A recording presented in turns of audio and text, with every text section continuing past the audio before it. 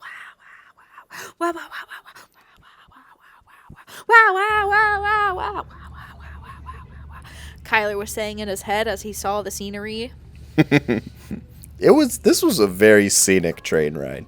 Maybe not this portion right here, as we were just seeing the outskirts of Glasgow. And not saying Glasgow wasn't pretty in parts, but like the rest of the train ride, I felt like it kept getting more and more scenic the further you get out. Some of the suburbs around Glasgow were pretty cute, but that was definitely not the highlight of the ride.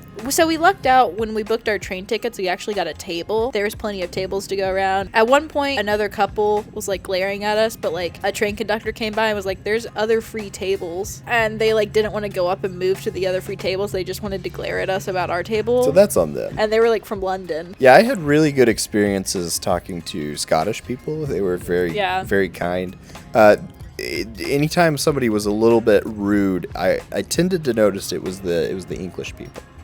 Not to generalize. Not to generalize. Don't get me wrong. Oh yeah, something cool I noticed looking out of the train was that they have garden plot allotments that you can get. That was very cute. That was kind of cute and kind of a fun little. You have the right to garden in Scotland, basically. We were right next to the bike racks on the train, so it was cool seeing people get on and off the train with their bikes. So this lady who went and got on the train and was putting her bike up, the guy who was like telling her where to put her bike and whatnot, she came up to me and was like, this dude's out of me. And I was like, she was upset with this guy. We were going on a Saturday, so a bunch of people were just going a few towns over for like a day hike. And I assume probably taking an afternoon train back. Conventional wisdom is that you're going to locate a train station somewhere where there's a lot of people, right? Like you're going to have a train station and there's going to be a town right around the train station.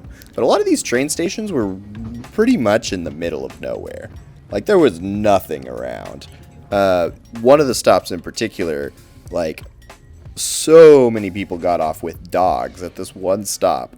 Well, and yet it was by a lock. Yeah, so it was near a lock. So there were natural amenities. And there was a lot of hiking trails in that area. Mm-hmm. But it was just fun to see so many people taking a train to some place that, conventional wisdom says nobody's going to get off and use this train station here. The dogs were all so well behaved on the train, too. Mm-hmm. That's something I notice every time we go to a place that's more walkable. Look at the little guys. Look at them. These dogs were ready to go. That dog was pissing. They were all ready to go. Had I not seen the dogs getting on the train, I would not have known there were dogs on the train. We didn't hear any barking. We didn't smell anything. Like, these are dogs who get on the train to go on excursions often.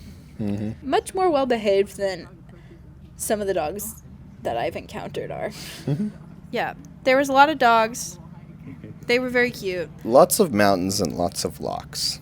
Parts of this trip on the train follow where the Jacobite steam train goes. That's kind of the train that the Hogwarts Express was based off of. Yeah, so there's parts that followed the exact same line of it, and we got to go on those as well. You can ride the Jacobite, but it only stops for a day trip in Malag. It's not very useful for transportation. It's more of a day trip. Seeing as we were actually trying to get off and stay for a couple of days at that destination, and also we wanted to be leaving from Glasgow and not necessarily transferring. I can see why people do it, as looks like a fun touristy thing to do, but same scenery, it's just not the same experience. It's not the same theming. I guess maybe it's not themed, it's also just like a historic train. You still get to go over the Glenfinnan Viaduct, which is very beautiful. Iconic. Yeah.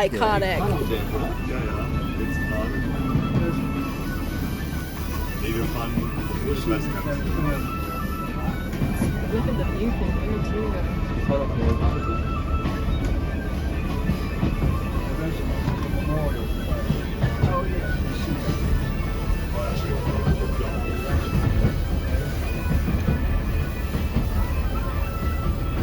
Here's the foamers. Yeah, little guys down there.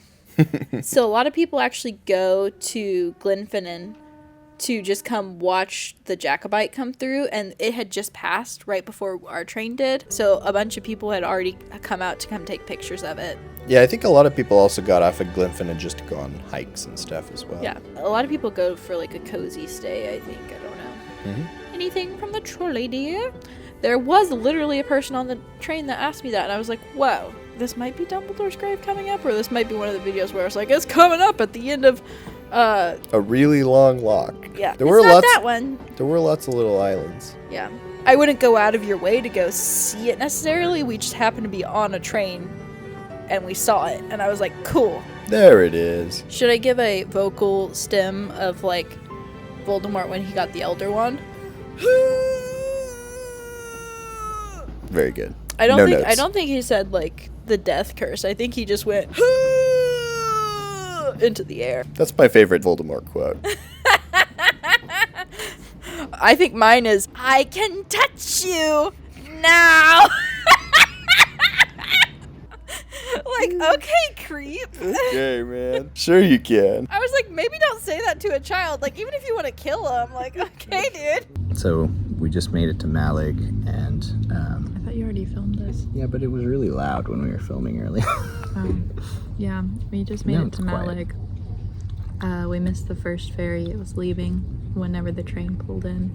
The ferry schedule has the train schedule on it, so I thought it would be coordinated. However, it was not.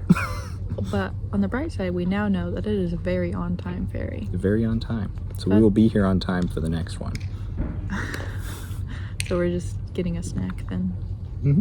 Originally, whenever I made the schedule, I said that we were going to be leaving at the later ferry because I assumed we wouldn't be making this ferry. But as we were about to get off of the train, Kyler looks at me and says, "We're going to have to run to the ferry, by the way." And I was like, "What? We have an hour." And he was like, No. Yeah, I went ahead and booked the earlier one And I just was in like- case it And I was like, "But the itinerary." And he was like, No. I thought we could make it because the schedule said we could. And I was like, "Okay." So we run.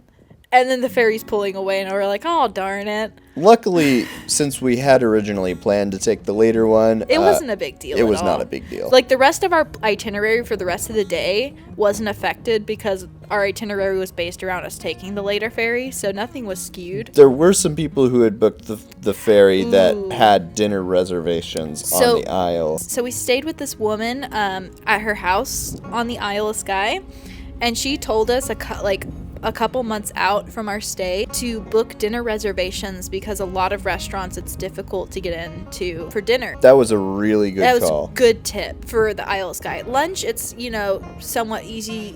You're fine. I say breakfast and lunch, you're probably okay.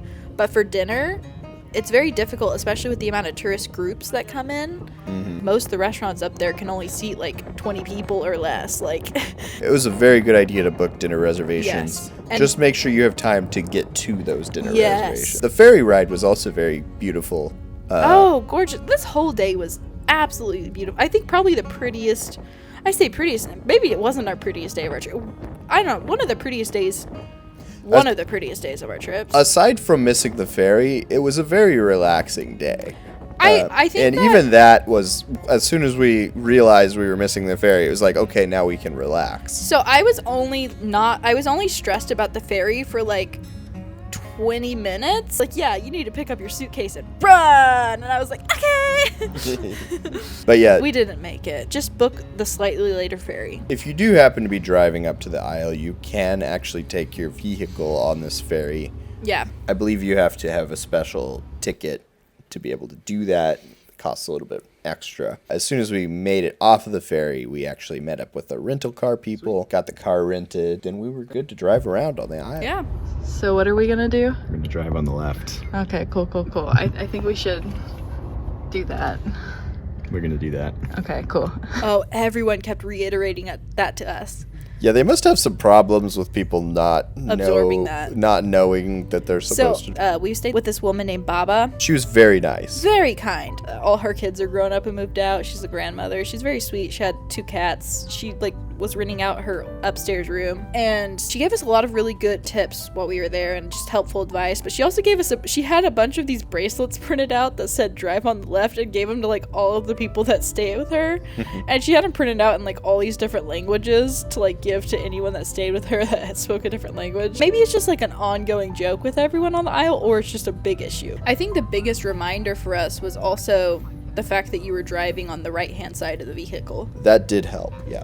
It was a bit of a learning curve, I will say. But yeah, of course, the scenery is still beautiful here, but now that I'm driving, I'm not able to enjoy it as much as I was on the train. Yeah, so I think most of the footage that I took while you were driving, like, if you listen to the audio, it's just me being like, oh, look at that! Oh my god!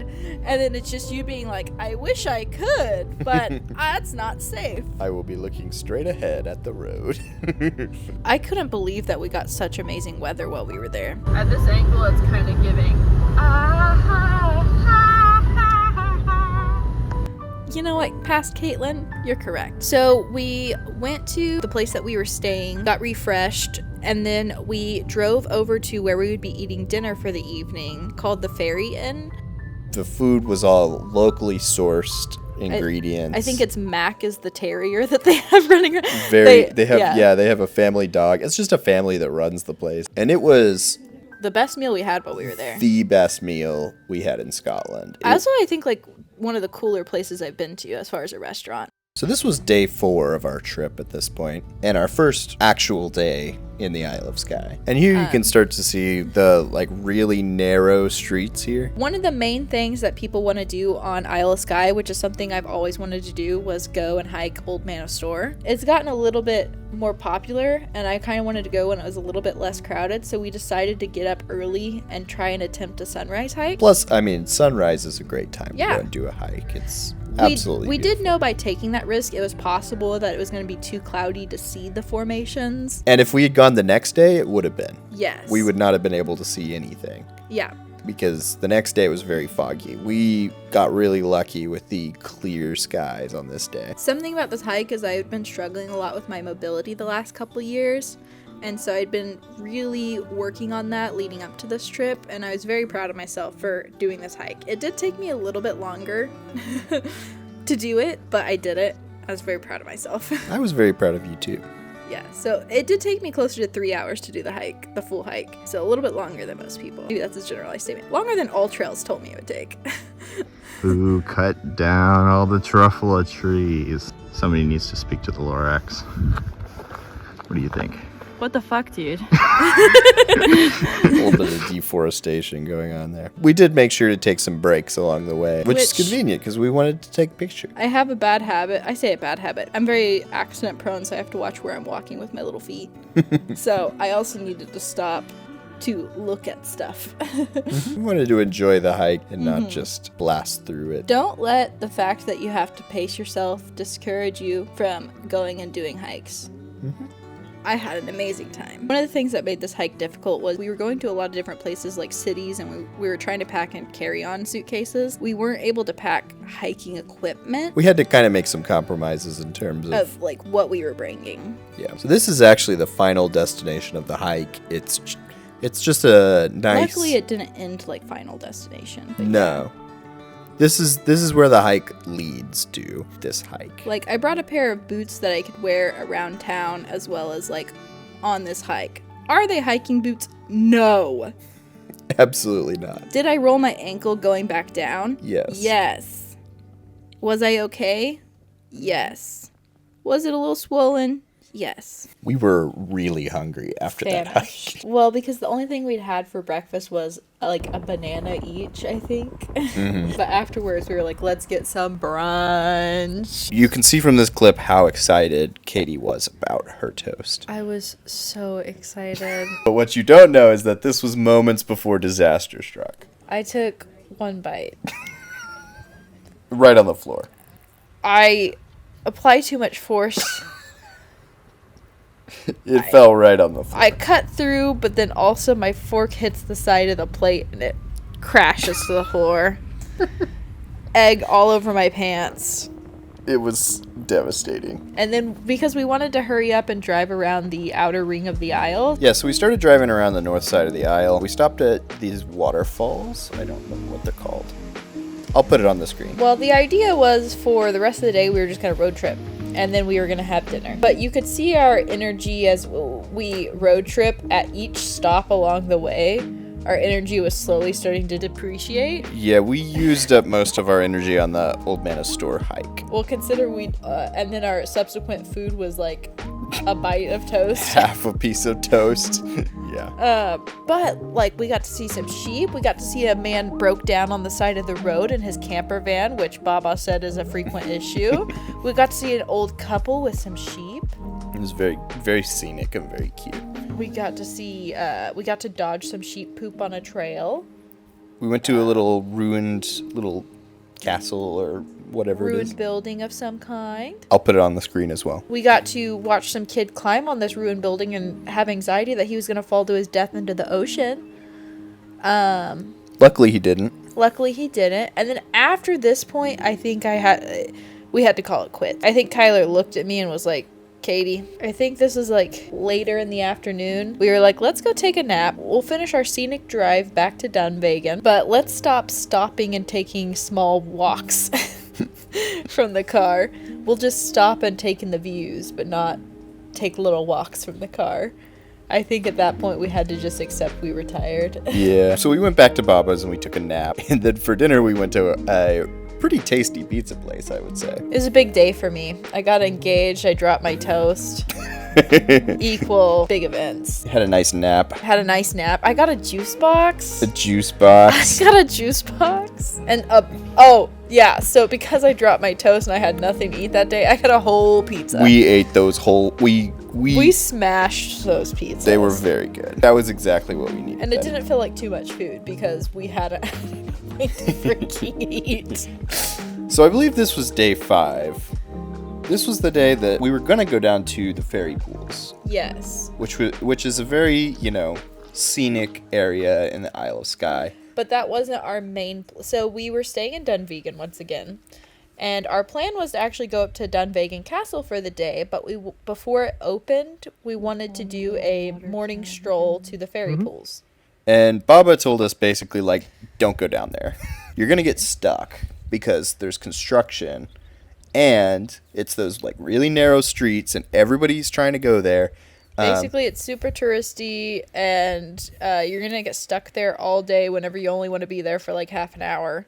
So she told us to go down to Coral Beach instead because it was right by her house. Yeah. So go up to Coral Beach. It's essentially in Dunvegan. Since that was where we were going to be spending the rest of the day, it only made sense. And it was a beautiful little beach with white sand. Not crowded at all. Not crowded. There was somebody camping there. White sand is a... Yeah, coral. It wasn't like a granular texture like sand. It was... Yeah, it was nice. Very beautiful way to start the morning. So after we were done at Coral Beach, we went up to... the oldest bakery in the Isle of Skye. We were like, we're not making the same mistake with the toast, I think. Oh, yeah. And then... Dunvegan Castle, which was our main activity for this day. We started by checking out the gardens. So actually, we reserved a spot on the seal boat tour, and they told us to... go check out the gardens until the next boat tour, so that's what we did. The gardens were still very lovely. Mm-hmm. But when does a pebble become a rock? And when does a rock become a boulder? Because I think that may be... That looks like such a good breath mint. I think this may be a boulder. Imagine if this is a breath mint. It would feel so cold.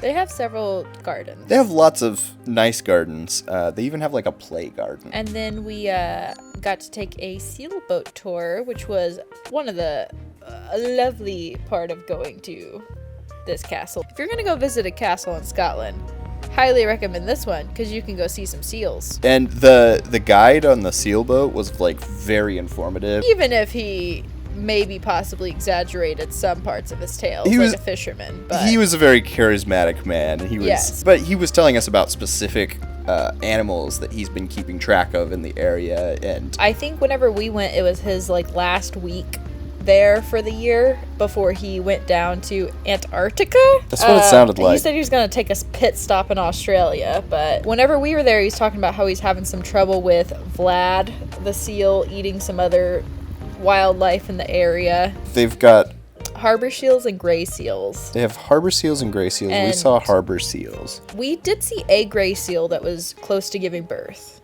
But the seal that's giving them trouble is Vlad, who is a gray seal. He's apparently eating other seals in the area. Otters. He ate most of the otters in the area. Yeah. And deer and he's eating a lot of stuff. The castle is very lovely. The food there in the cafeteria was some of the better cafeteria food I've had. Really good. Very good. So I don't think I actually got any footage inside of Dunvegan Castle.